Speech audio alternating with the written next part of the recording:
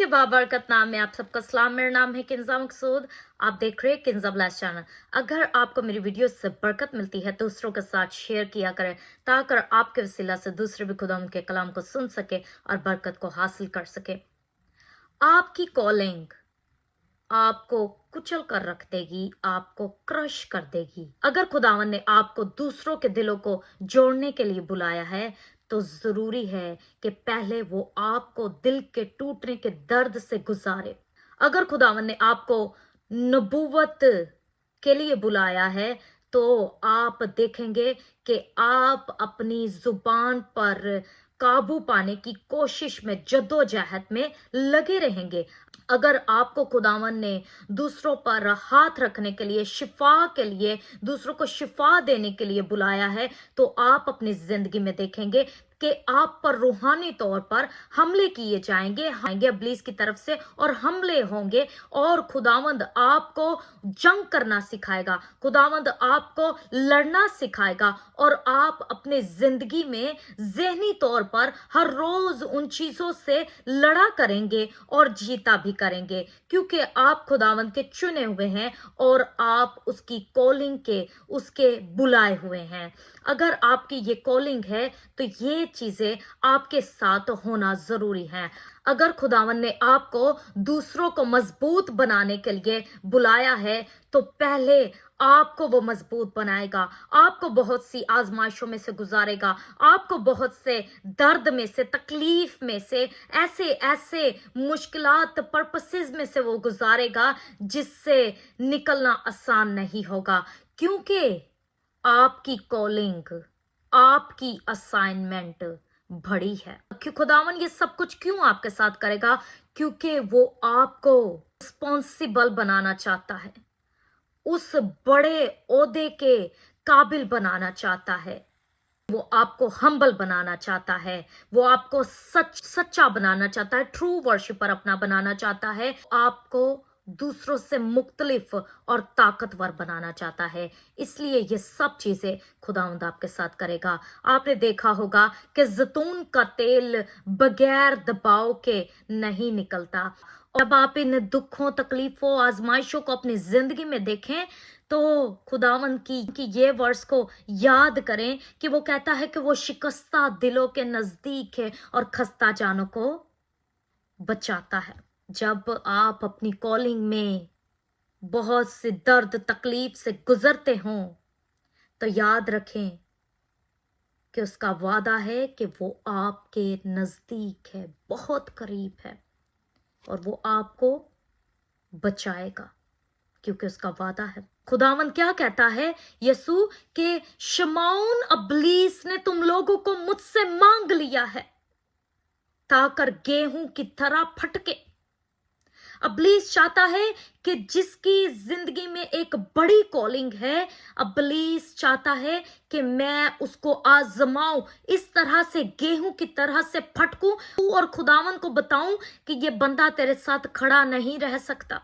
यीशु क्या कहता है कि मैं तुम्हारे लिए दुआ करता हूं ताकर तुम्हारा ईमान जाता ना रहे। तो जो आसमान पर है हमारे लिए शिफायत करता रहता है, वो अपने बरगजीदों के लिए, साथ के लिए, अपने चुने हुओं के लिए, जिनकी जिंदगी में एक बड़ी असाइनमेंट, कॉलिंग है, वो उनके लिए दुआ करता है कि उनका ईमान ना जाता रहे।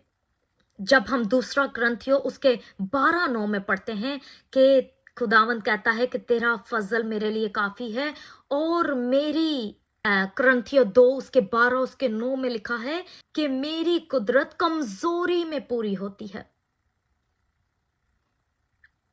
खुदावंद आपकी स्ट्रेंथ में काम नहीं करता, वो आपकी वीकनेस में काम करता है।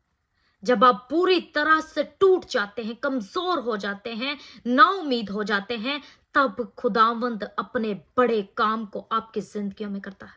और पौलुस रसूल कहता है कि मैं खुश होता हूं और अपनी कमजोरी पर फक्र करता हूं ताकि खुदावंद यीशु की कुदरत मुझ पर छाई रहे। Praise hallelujah. इसलिए मेरे बहन भाइयों, खुदावंद आपको कुचल इसलिए रहा है क्योंकि वो आपको कीमती मसा का तेल बनाना चाहता है, आपको फलदार बनाना चाहता है, आपको इख्तियार देना चाहता है। अगर आप इख्तियार को चाहते हैं तो आपको अपना आप पूरी तौर से खुदावंद के ताबे करना होगा, फिर ही वो आपको अथॉरिटी वाला बनाएगा, फिर ही वो आपको इख्तियार वाला बनाएगा। और आपने देखा होगा कि जब तक एक बीज पूरे तौर से जमीन में मर ना जाए वो फल नहीं लाता। इसी तरह आपको अपनी खुदी का इनकार करना होगा, अपनी सलीब को उठाना होगा, अपने आप को मारना होगा, फिर ही आप फल लाएंगे। बहुत से लोग आजकल प्रोटोकॉल चाहते हैं, इज्जत चाहते हैं, इज्जत चाहते हैं। आप क्यों इज्जत चाहते हैं? आप क्यों प्रोटोकॉल चाहते हैं? आप क्यों ऑनर चाहते हैं? आप क्यों पावर चाहते हैं? क्योंकि आप अभी तक मरे नहीं हैं। जब तक आप मरेंगे नहीं तब तक आप दूसरों को हील नहीं कर सकते, दूसरों को शिफा नहीं दे सकते, दूसरों की जिंदगियों में काम नहीं कर सकते, रूहों को बचा नहीं सकते जब तक आप खुद मरेंगे नहीं। मैंने बहुत से पास्टरों को, बहुत से खुदावंद के लोगों को देखा है कि वो कहते हैं कि हमें प्रोटोकॉल मिले, हमारी इज्जत की जाए। मुझे समझ नहीं आती आपकी इज्जत क्यों की जाए, आपको ऑनर क्यों किया जाए, आपको प्रोटोकॉल क्यों दिया जाए। अगर आपको कोई देता है प्रोटोकॉल, इज्जत देता है, ऑनर करता है, ये अच्छी बात है। लेकिन अगर आपको ऑनर कोई नहीं करता, आपको कोई इज्जत नहीं देता, आपको कोई प्रोटोकॉल नहीं देता, तो इसका मतलब ये नहीं है कि वो शख्स आपकी इज्जत नहीं करता, आपसे मोहब्बत नहीं करता। क्या पता खुदावन ये चीजों को अलो कर रहा है ताकि आप हम्बल हो जाएं, ताकि आप रिस्पॉन्सिबल बन जाएं, ताकि आप सच्चे बन जाएं। कुछ चीजें खुदावन हमारे साथ इसलिए होने देता है क्योंकि वो चाहता है कि हम तब्दील हो जाएं, हम तब्दील हो जाएं। यसु तो जहां कहीं भी जाते थे मुनादी के लिए, कुछ लोग उनकी इज्जत करते थे, उनको प्रोटोकॉल देते थे, लेकिन कुछ लोग उनको प्रोटोकॉल नहीं देते थे, उनकी इज्जत नहीं करते थे। इसका मतलब ये नहीं कि यसु ने खिदमत करना, खुशखबरी फैलाना छोड़ दिया, उन लोगों को छोड़ दिया जो उसकी इज्जत नहीं करते थे। ये नहीं खुदावन ने किया कि उन लोगों को शिफा नहीं दी जो लोग उसकी इज्जत नहीं करते थे। ये नहीं किया कि उनको उस तकलीफ में, उस दर्द में छोड़ दिया जो लोग उसकी इज्जत नहीं करते थे। ऐसा यीशु ने नहीं किया। आजकल क्या होता है कि अगर आप लोगों की इज्जत नहीं करेंगे, उनको ऑनर नहीं करेंगे, उनको प्रोटोकॉल नहीं देंगे, तो वो लोग क्या करेंगे? वो लोग कहेंगे ए शख्स बदतमीज है, एनू नहीं मैं बुलाना, ठीक है। मतलब इस तरह से वो आप पर बुतान लगाना, इल्जाम लगाना शुरू कर देंगे। क्या पता खुदावन ने ही उस शख्स के दिल को इस तरह से आपके लिए किया है कि वो आपके साथ बिहेव इस तरह से कर रहा है। क्या पता आपके अंदर कुछ ठीक होना बाकी है जिसकी वजह से खुदावंद आपके साथ ये कर रहा है।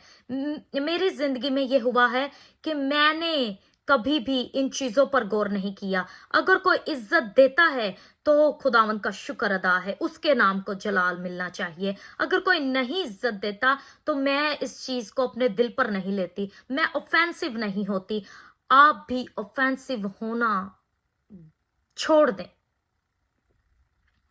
क्योंकि दुनिया में और जिंदगी में हर तरह के लोग आपको मिलेंगे। क्यों मिलेंगे? क्योंकि आप खुदावंद का काम कर रहे हैं, और खुदावंद हर तरह के लोगों को आपकी जिंदगी में लेकर आएगा ताकि आप उनसे अच्छा और बुरा चीज को सीख सके और हिकमत को सीख सके।